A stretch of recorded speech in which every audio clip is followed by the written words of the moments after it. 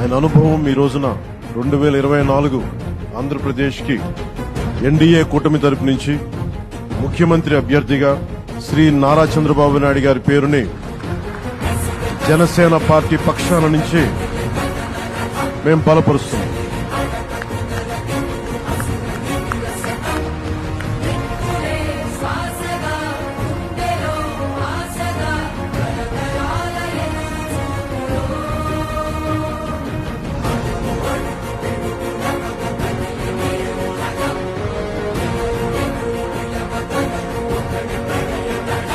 నేను ఆయన పక్కన పెట్టుకుని చెప్పాలి, ఆయన నలిగిపోయారు.